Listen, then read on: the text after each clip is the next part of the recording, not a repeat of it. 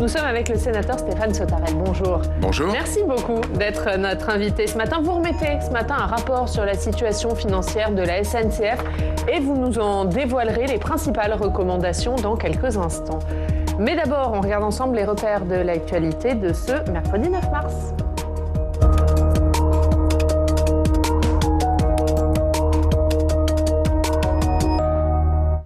Quatorzième jour de guerre en Ukraine et les Occidentaux durcissent un peu plus leurs sanctions. Les États-Unis et le Royaume-Uni vont cesser d'importer du gaz russe. L'Union européenne, plus dépendante, n'a pour l'heure pas suivi. Pierre-Henri Olderbaum. Si l'Europe est frileuse pour stopper l'importation du gaz, elle souhaite tout de même réduire sa consommation de 2/3. Côté français, le ministre de l'économie souhaite accélérer cette indépendance. Maintenant, il faut accélérer notre indépendance vis-à-vis du gaz russe. Cette indépendance, elle n'est pas du tout la même dans tous les États européens. Ce n'est pas maintenant le défi. Le défi, c'est l'hiver 2022-2023. C'est là qu'il pourrait y avoir des difficultés. C'est ces difficultés-là que nous voulons anticiper en portant cette idée de stockage à 90%. De l'autre côté de l'Atlantique, la décision a été tranchée, un embargo sur le pétrole et le gaz russe. Aujourd'hui, j'annonce que les États-Unis ciblent l'artère principale de l'économie russe. Nous interdisons toutes les importations de pétrole, de gaz et d'énergie russe. Idem pour le Royaume-Uni, qui annonce arrêter l'importation du pétrole d'ici la fin 2022. Je suis particulièrement reconnaissant envers le président des États-Unis, M. Biden, pour cette décision, pour ce leadership, pour ce signal extrêmement puissant adressé au monde entier. Volodymyr Zelensky, qui par ailleurs dit pouvoir discuter avec la Russie et trouver un compromis sur les territoires pro-russes du Donbass. Depuis le début de la guerre, plus de 2 millions de personnes ont fui l'Ukraine. Hier, 5000 réfugiés ont quitté Soumy, la ville la plus proche de la frontière russe au nord-ouest. Dans le sud, à Marioupol, la situation reste tendue. Le ministre de la Défense ukrainienne accuse les Russes de ne pas respecter le cessez-le-feu, alors qu'il resterait 300 000 civils. La Russie annonce de son côté une nouvelle trêve dans la matinée. Et sur le plan économique et financier, un défaut de paiement de la Russie est imminent. C'est ce que dit l'agence de notation Fitch qui abaisse à nouveau la note qu'elle accorde à la dette de la Russie. Et puis de grandes entreprises, McDonald's, Coca-Cola ou encore Starbucks ont finalement cessé leurs opérations en Russie en réaction à l'invasion de l'Ukraine. Jean Castex lève le statut de détenu particulièrement signalé d'Yvan Colonne en raison de son état de santé, statut qui l'empêchait d'être incarcéré en Corse. Yvan Colonne toujours dans un état critique après son agression en prison. Les tensions sont toujours vives sur l'île de Beauté avec des manifestations de colère, notamment à Ajaccio où il y a eu des affrontements entre jeunes et forces de l'ordre. Gilles Siméon, le président du conseil exécutif, était dans les rues de la ville hier soir. Il appelle le gouvernement à faire des gestes d'apaisement significatifs et lance un appel au calme des deux côtés pour éviter un drame. On l'écoute. La manifestation est légitime. Ce que je leur dis, ce que nous leur disons, c'est de manifester sans s'exposer à un risque quelconque pour leur santé, pour leur intégrité physique. J'ai demandé officiellement ce soir au nom du Conseil exécutif que l'on arrête l'emploi totalement disproportionné de moyens contre des très jeunes gens, souvent des adolescents de 15-16 ans qui ont été matraqués violemment, qui ont été blessés par des grenades de désencerclement, qui ont été blessés par des tirs de flashball à hauteur de visage. C'est purement et simplement scandaleux. Il faut éviter un drame et il faut que les forces de l'ordre retrouvent la modération indispensable et arrêtent d'utiliser des armes dangereuses. Olivier Véran annonce le déploiement d'un vaste plan de contrôle des 7500 EHPAD du pays d'ici à 2 ans. Il veut également rendre obligatoire des enquêtes de satisfaction qui seront affichées dans chaque établissement. On l'écoute. Pour recréer la confiance, nous voulons une transparence totale sur les services rendus. Totale. Les tarifs, le budget quotidien alloué au repas, toute une série d'indicateurs qui devront être mis à disposition des résidents et de leurs familles. Nous attendons et nous exigeons que la qualité devienne le maître mot. Les contrôles seront quant à eux renforcés. Un vaste plan de contrôle des EHPAD sera déployé à compter d'aujourd'hui pour que chacun des 7500 EHPAD de notre pays soit contrôlé d'ici à 2 ans.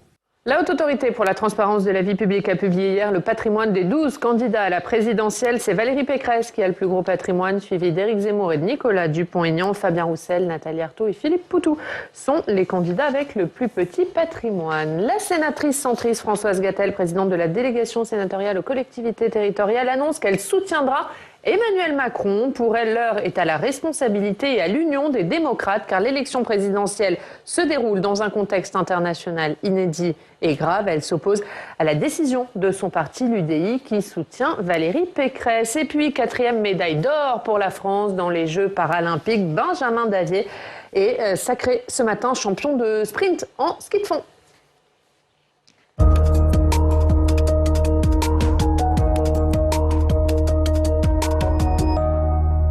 Merci d'être avec nous, Stéphane Sautarel, d'être avec nous pendant cette première demi-heure. Élu du Cantal, apparenté au groupe Les Républicains. On va évidemment parler de votre rapport sur la situation financière de la SNCF, mais d'abord l'Ukraine. L'Ukraine, et on a vu hier la colère de Volodymyr Zelensky qui dénonce les promesses non tenues des Occidentaux. Il a raison. Je ne sais pas s'il a raison. Ce qui est certain, c'est qu'on peut comprendre son attitude et son comportement, parce que je veux d'abord saluer le chef de guerre qu'il est et le symbole de la résistance aux portes de l'Europe face à la barbarie, face à l'intolérable. Donc cette solidarité et sa colère, cette solidarité vis-à-vis de lui et la colère qu'il peut exprimer, on peut tout à fait la comprendre, puisque je crois qu'aujourd'hui, on se sent tous ukrainiens. Ensuite, quant aux mesures qui sont engagées par les uns et les autres, j'ai bien pris note de la décision du président Biden hier. Il est évident qu'au niveau de l'Europe, le ministre des Finances le rappelait, de l'économie et des finances. Décision de cesser les importations du gaz russe. Les importations de gaz russe. L'Europe est tellement plus dépendante que les États-Unis du gaz et du pétrole russe, mais du gaz en particulier, que notre situation est un peu différente et il faut que nous ayons des alternatives pour pas que les Européens, les Français en particulier, se retrouvent dans une situation impossible à tenir au niveau de l'énergie au début de l'hiver prochain. Ça veut dire que pour le moment, pour vous, on est pieds et poings liés, on ne peut pas stopper les importations de gaz russe. L'Union européenne ne peut pas le faire à l'heure actuelle ? Je pense qu'elle ne peut pas le faire immédiatement, mais qu'il faut aujourd'hui. Il y a un sommet à Versailles à la fin de cette semaine où des décisions, j'espère, pourront être prises de manière concertée pour pouvoir le faire dans un délai avec un calendrier raisonnable très vite dans les semaines ou les mois qui viennent, à condition que nous ayons des alternatives. Donc il va falloir le faire pour vous. Il va falloir rester dans cette situation. Notre difficulté sur cette crise, au-delà de tous les drames humains qu'elle représente pour les populations et pour le peuple ukrainien, c'est aussi une certaine fragilité, notamment sur le plan énergétique, qu'on connaissait déjà, mais qui nous est cruellement rappelée par cet événement de l'Europe tout entière. Fragilité qui fait qu'il va falloir relancer la filière nucléaire comme l'a fait le président de la République ? Absolument. Si nous l'avions déjà pas interrompue il y a 10 ans, nous n'aurions pas besoin de la relancer aussi fortement. Mais en tout cas, le temps perdu aujourd'hui va nous porter préjudice. Et il est évident que, notamment pour les territoires, les ruraux auxquels aujourd'hui je veux envoyer un message, parce que quand nous avons des prix à la pompe sur le carburant qui dépassent les 2 €, alors qu'il n'y a pas d'autre mode de déplacement que la voiture, quand les coûts de chauffage pour des territoires de montagne sont aussi plus conséquents. Et on l'a vu récemment avec un rapport de la Cour des comptes où on voit que le coût de l'énergie et de la fiscalité sur cette énergie globalement est encore beaucoup plus forte pour les ruraux. Donc c'est une vraie préoccupation. Alors qu'est-ce qu'on fait pour les aider ? Il y a un plan de résilience qui est en cours de préparation. Qu'est-ce qu'il doit contenir pour vous ? Est-ce qu'il faut une nouvelle indemnité inflation ? Est-ce qu'il faut un chèque carburant ? Qu'est-ce qu'il faut faire ? Je crois qu'il faut sortir des mesures qu'on peut qualifier de mesurettes, alors qui certes dans l'immédiateté étaient nécessaires, mais aujourd'hui il nous faut quelque chose de plus structurant, de plus conséquent, qui touche à la fois d'un côté sur le pouvoir d'achat, sur une vraie réflexion sur la politique salariale, qui est en panne en France depuis longtemps, alors que l'inflation, elle, je pense, est durablement installée. Et d'autre part, il faut qu'on trouve un prix de l'énergie avec un mix énergétique au niveau national qui, grâce au nucléaire, mais pas seulement, nous permettent de redonner aux Français cet avantage concurrentiel qu'ils avaient jusqu'alors au niveau de l'énergie. Donc des mesures plus structurelles. Plus structurelles. Mais qu'est-ce qu'on fait pour aider ? Vous le dites, les prix à la pompe, ils dépassent les 2 €. Qu'est-ce qu'on fait dans l'immédiat pour aider ces Français ? Aujourd'hui, hormis d'avoir une mesure sur la fiscalité, donc TICPE ou TVA sur la TICPE, et je pense que la première mesure, ce serait déjà d'éviter la taxe sur la taxe. Et donc éviter la TVA sur la TICPE, si elle pouvait être suspendue, je pense que ça serait déjà une première mesure forte. Et plus durablement, il faut que l'on puisse réfléchir à la manière dont on assume une transition écologique économiquement, financièrement supportable pour les Français. C'est ça le vrai enjeu, si on ne veut pas retrouver des oppositions, des colères qu'on a pu connaître, rappelez-vous, lors de la taxe carbone.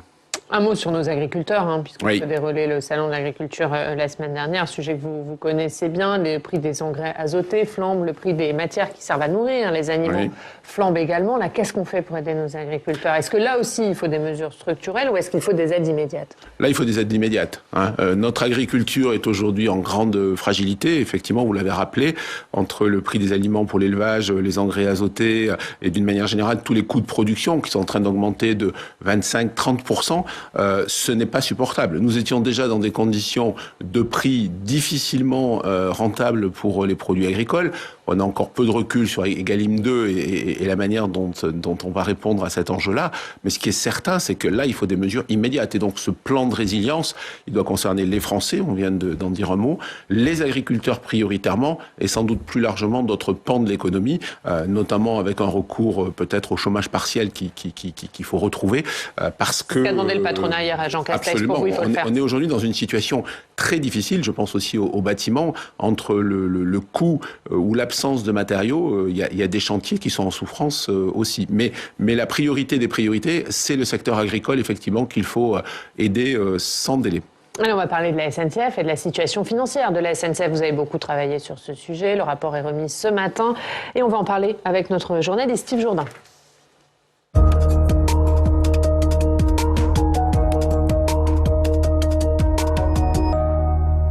Bonjour Yann, bonjour monsieur le sénateur. Bonjour. Et Steve, le Sénat présente donc aujourd'hui un rapport intitulé « Comment remettre la SNCF sur rail ?»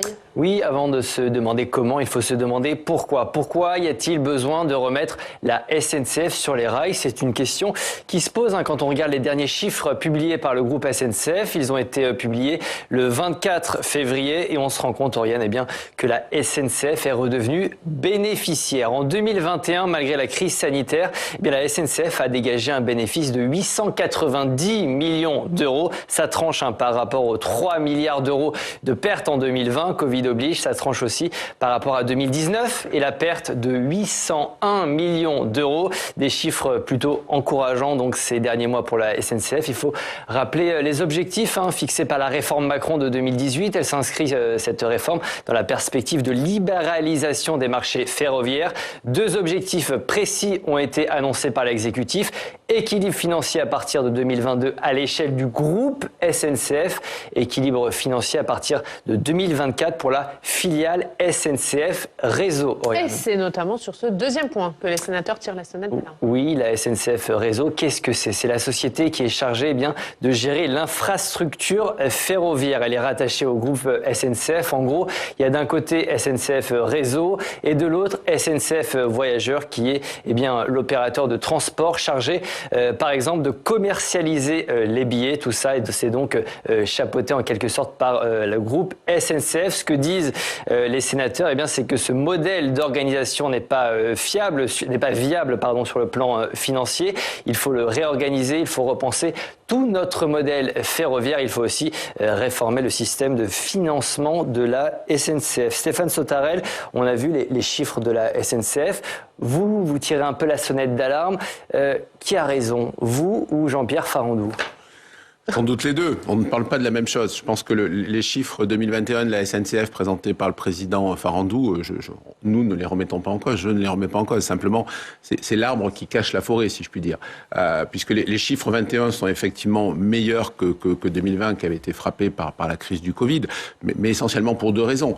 La première, c'est que l'État est allé au bout de la reprise des 35 milliards de dettes de la SNCF, donc les frais financiers de la SNCF ont diminué.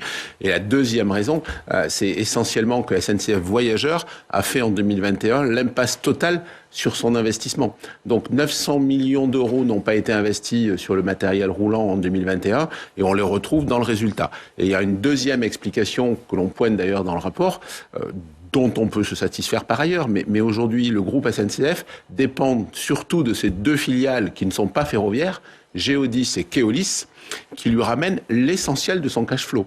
Et tant mieux.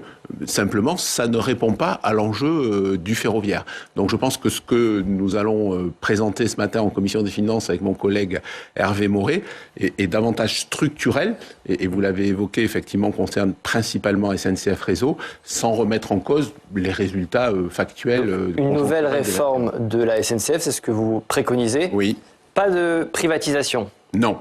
En fait, nos propositions, elles sont orientées autour de 3 grands volets. Effectivement, une réforme de la SNCF en sortant SNCF Réseau du groupe SNCF, pour différentes raisons sur lesquelles je peux revenir dans quelques secondes.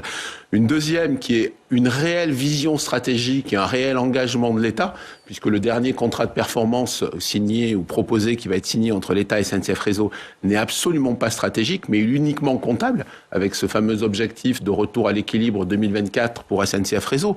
Retour à l'équilibre, oui, mais à quel prix ?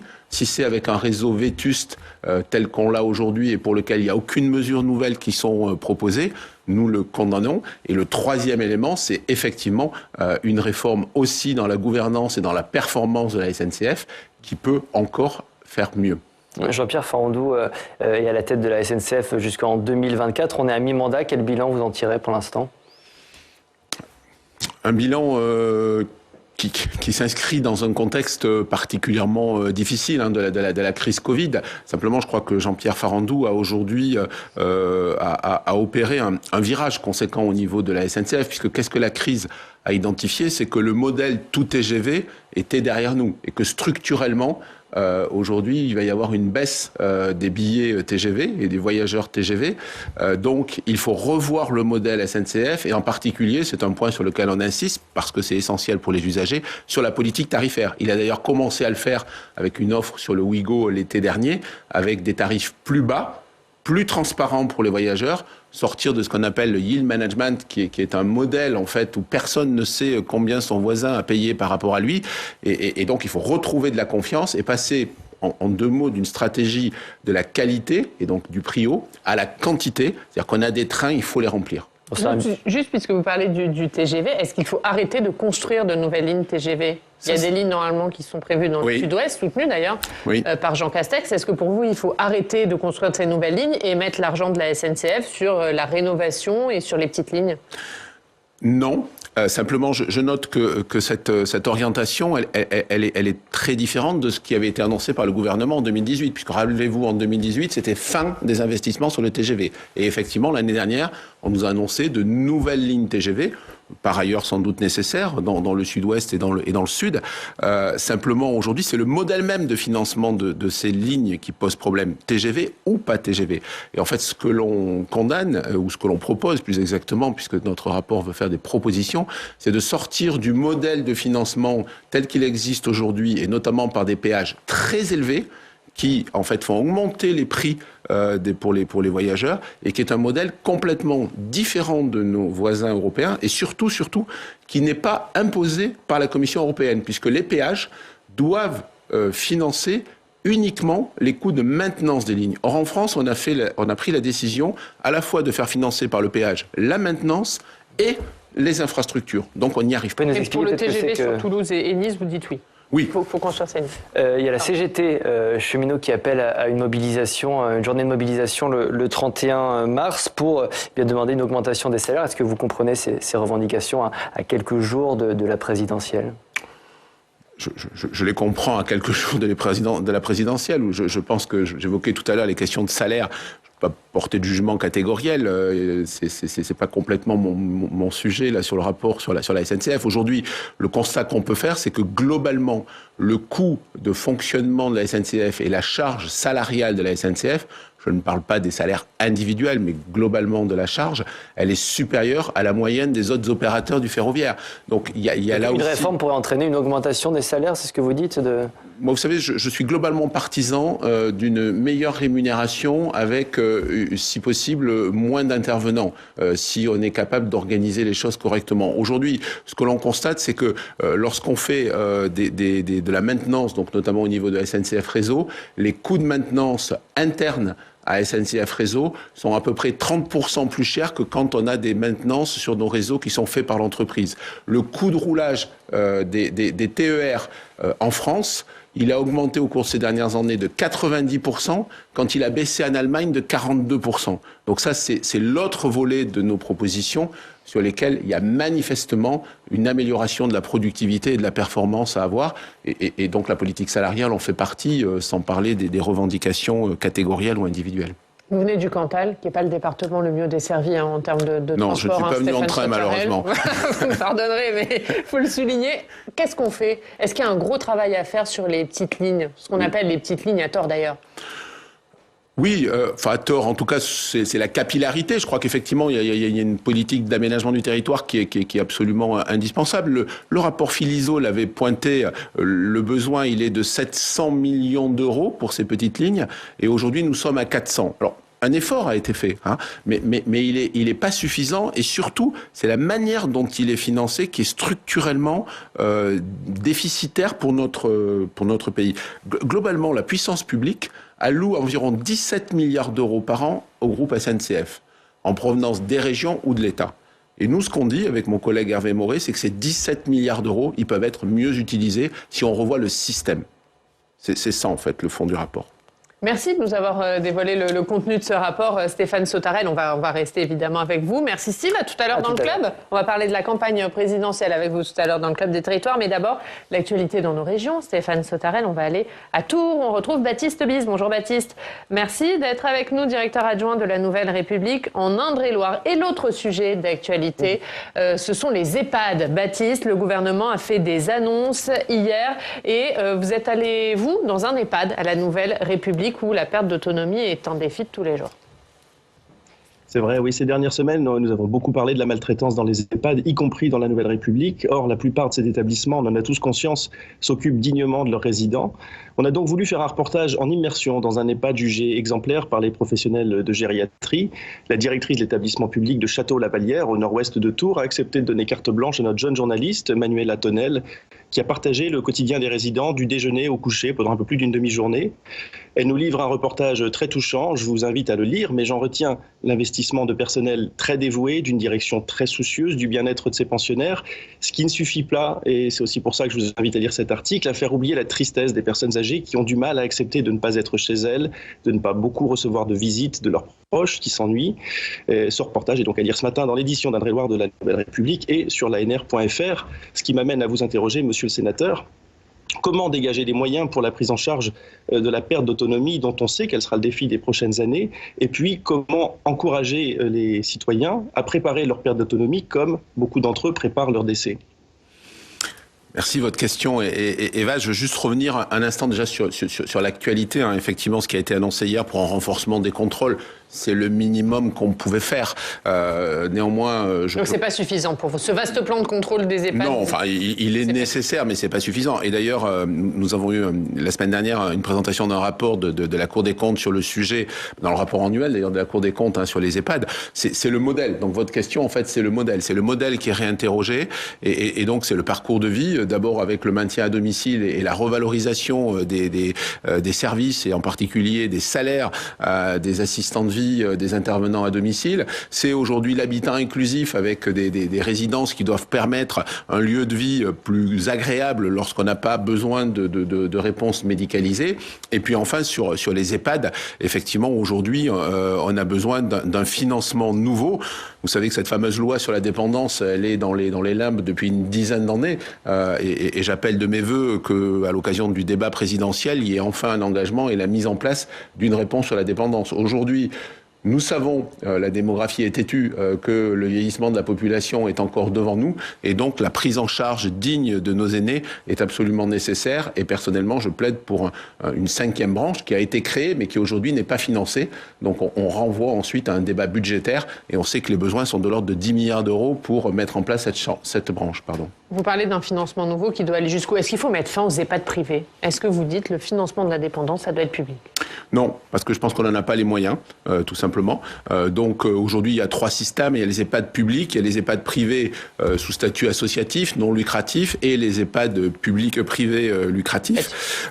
Donc il faut qu'ils aient les mêmes règles, il faut qu'il y ait des contrôles et des niveaux d'exigence identiques. Il faut sans doute que nous soyons plus exigeants aussi sur les tarifs, parce que malgré tout, dans les exemples qui sont donnés, il y a des tarifs qui paraissent très excessifs, surtout au regard des services. Mais en revanche, je pense qu'il faut qu'on garde ce mixte parce que nous n'avons pas les moyens de financer l'ensemble par le secteur public. Baptiste, dans la Nouvelle République, vous vous intéressez aux thèmes qui font la campagne présidentielle et aujourd'hui, vous allez nous parler d'immigration. Effectivement, la rédaction de la Nouvelle République a choisi de participer à ce débat démocratique de la présidentielle à travers plusieurs séries. L'une d'elles, chaque mercredi, nous donne l'occasion de développer un thème de campagne en faisant le point sur sa déclinaison concrète sur notre territoire. Alors après le pouvoir d'achat la semaine dernière et avant l'environnement la semaine prochaine, on s'intéresse donc aujourd'hui, dans l'édition d'Indre-et-Loire de la Nouvelle République, à l'immigration, de manière posée, dépassionnée, factuelle. Donc on compte actuellement, je vais vous donner beaucoup de chiffres, mais près de 39 000 immigrés sur 600 000 habitants en Touraine, un peu plus de femmes que d'hommes, 42% ont un emploi, 20% sont à la retraite, 16% au chômage, 7% inactifs, ils sont plutôt âgés, 6 500 Portugais, 4 600 Algériens, 4 200 Marocains, voilà, on vous donne tous ces chiffres et puis on fait également le point sur les demandes d'asile. Un vrai parcours du combattant, témoigne maître Rouillet Mirza, avocate à Tours, qui est spécialisée dans le droit des étrangers. Elle accompagne les demandeurs d'asile dans leur démarche pour obtenir le statut de réfugié. En 2020, l'OFPRA, l'Office français de protection des réfugiés apatrides, a enregistré 612 premières demandes en Indre-et-Loire, 229 ont été admises, 155 ont obtenu le statut de réfugié, 74 ont bénéficié de la protection subsidiaire. Enfin, dans ce dossier, ma consoeur Phébé Amberjean fait le point sur le dispositif d'insertion surnommé Route 37. Pendant un an, en Indre-et-Loire, les réfugiés sont accompagnés vers l'emploi et le logement. L'idée est simple, lever tous les freins à leur intégration professionnelle comme la langue, la mobilité, l'équipement, la garde d'enfants. Souvent, ils nous disent qu'ils sont prêts à faire n'importe quel travail alors que certains ont été ingénieurs, vétérinaires, bijoutiers ou professeurs. Ils ne veulent pas être au RSA, ils veulent travailler, souligne la responsable. Alors ils sont orientés vers les métiers en tension, le bâtiment, la restauration, l'aide à domicile, l'agriculture. Ce qui m'amène là encore à vous poser une question, monsieur le sénateur. Votre candidate Valérie Pécresse a cherché à séduire l'électorat d'extrême droite en reprenant notamment les positions d'Éric Ciotti. Regrettez-vous que ce thème de l'immigration soit éclipsé actuellement dans la campagne présidentielle par la guerre en Ukraine ? Alors, non. Ce que je regrette, c'est que ce soit la guerre en Ukraine qui l'éclipse. En revanche, je trouve que de remettre ce thème-là à sa juste place, c'est-à-dire un sujet parmi d'autres, mais pas le sujet de la campagne présidentielle, ça, je m'en réjouis plutôt. Et vous évoquez que vous aviez fait un sujet sur le pouvoir d'achat, qui me semble être aujourd'hui le sujet numéro 1 en dehors de celui de la défense et des préoccupations qu'on peut avoir par rapport à la situation en Ukraine. Le sujet de l'immigration est un sujet, mais comme vous l'avez dit, qu'il faut aborder sereinement. Et sur nos territoires, aujourd'hui, je me retrouve assez dans ce que vous évoquez concernant la Touraine au niveau du Cantal ou de l'Auvergne. On est sur une immigration qui est plutôt intégrée, qui est plutôt bien accompagnée, qui contribue d'ailleurs dans bien des cas aux besoins de main-d'œuvre que nous avons sur nos territoires. Et simplement qu'il faut poursuivre dans ce modèle-là. Je crois que ce qui a été pointé du doigt au début de la campagne et qui est une réalité, c'est la capacité de notre société à intégrer ces émigrés. Parce que moi, je crois que notre société, elle se doit, c'est sa responsabilité, c'est son histoire, de prendre en compte et d'intégrer et d'être une société ouverte. En revanche, il faut qu'elle puisse le faire dignement. Et donc, c'est une question de capacité à le faire. Mais il en a été trop question d'immigration, notamment dans votre camp. C'était beaucoup un thème de campagne des Républicains. Oui, mais vous avez raison. C'est un sujet qui... Pas seulement d'ailleurs dans le camp des Républicains, si globalement. Alors c'est aussi effectivement la présence ou le poids des candidats d'extrême droite qui a fait que ce sujet-là est venu de façon très forte dans la campagne. Aujourd'hui, je pense que notre préoccupation, elle est d'abord sur l'accueil des réfugiés. Et là, je veux être très clair, notre devoir à tous, c'est d'accueillir les réfugiés. Merci Baptiste. Merci d'avoir été avec nous. On regarde la une de la Nouvelle République. C'est une affaire qui fait beaucoup de bruit du côté de Tours. L'ancienne première adjointe de la ville écope de 5 ans d'inéligibilité et son mari de 18 mois de prison pour leur implication dans l'affaire de détournement de fonds à l'association pour adultes et jeunes handicapés en Indre-et-Loire. Et c'est à la une de la Nouvelle République. Merci Baptiste. Merci d'avoir été avec nous. Un mot sur Valérie Pécresse, donnée derrière Jean-Luc Mélenchon dans certains sondages. Est-ce que ça vous inquiète? Est-ce que c'est une campagne ratée pour vous? C'est une campagne qui n'en est pas une, tout d'abord, aujourd'hui, pour Valérie Pécresse comme pour tous les candidats. Les sondages ne donnent pas tous les mêmes positions, les mêmes résultats, mais effectivement, mais tous aujourd'hui... la donnent en baisse. Aujourd'hui, c'est une campagne qui est difficile. Par rapport à cette histoire d'après-congrès. Absolument, avec une tendance qui, depuis quelques semaines, n'est pas favorable. Mais pour autant, aujourd'hui, les deux candidats qui sont essentiellement devant elle, et principalement Marine Le Pen, mais aussi Éric Zemmour, sont des candidats qui sont rattrapés par la crise ukrainienne, par leur position aussi relativement ouverte ou favorable à M. Poutine. Et en conséquence, j'espère que les quelques semaines qui restent de campagne, même si on est dans une campagne, tout le monde l'a bien compris, très particulière, qui ne va pas être très audible, j'espère permettra en tout cas d'avoir un choix républicain au deuxième tour. Merci Stéphane Sautarel. Merci beaucoup d'avoir été notre invité ce matin. Dans 20 minutes, dans le Club des Territoires, on parlera de la mobilisation en France pour accueillir les réfugiés. On ira notamment dans les Ardennes, voir comment ça se passe. Mais d'abord, on va accueillir Nicolas Dupont-Aignan.